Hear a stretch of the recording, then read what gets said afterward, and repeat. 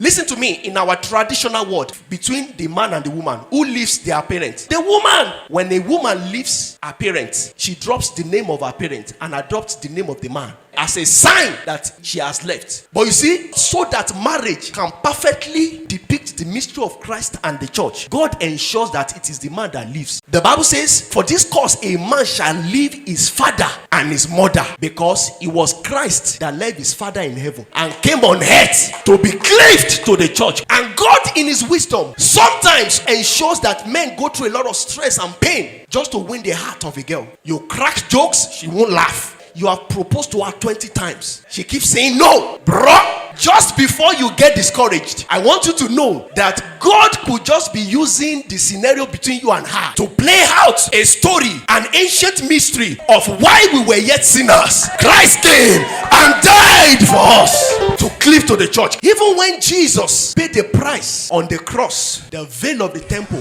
was divided from top down. That is symbolic of how a man on wedding night, he enters into his wife, and something called hymen is divided from top down. And when that division happens, fellowship begins, and the woman conceives for the man, and after 9 months she delivers. And God is saying, perfect. I want to depict the mystery of how when the church fellowship with the Christ, they bet exploit. The Bible says, they that know their God, they that have fellowship with their God, they shall be strong and they shall bet exploit. Do you now realize that not until Jesus paid the price on the cross, the veil of the temple was not divided? So when you divide the hymen of a lady before you pay her bride price, you have tampered with the beautiful love story of Christ and the church that God is trying to depict with your relationship. And that is why fornication is not just a sin, it's an abomination. So, Oga, if you want to have sex, my friend, go and pay the bride price. Go to the cross. I remember when Bro John was planning to get married. It was like 1 month to wedding. I just discovered that every now and then his eyes were always red.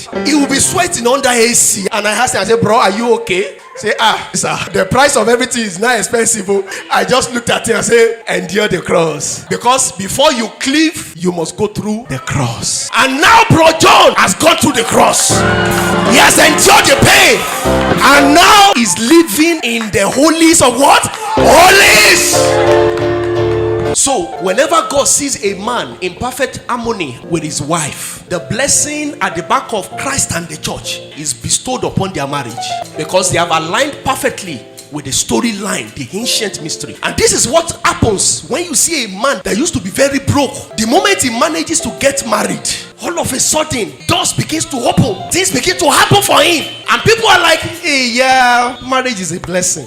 Okay, marriage is not a blessing. It is the mystery of Christ and the church at the back of their marriage that is the blessing. You go and marry, abuse your wife, insult your wife, beat her, keep malice with your husband, and let's see whether marriage on its own is a blessing. You will realize that the same thing that was intended to be a blessing will be a frustration, because you have not aligned perfectly with Christ and the church. And this is why Paul said, husband, love your wife, even as Christ also loved the church and gave himself for it. And to the wife he said, submit yourself to your husband as unto the Lord. It's not about the wife and the husband. It's about who? Christ and the church.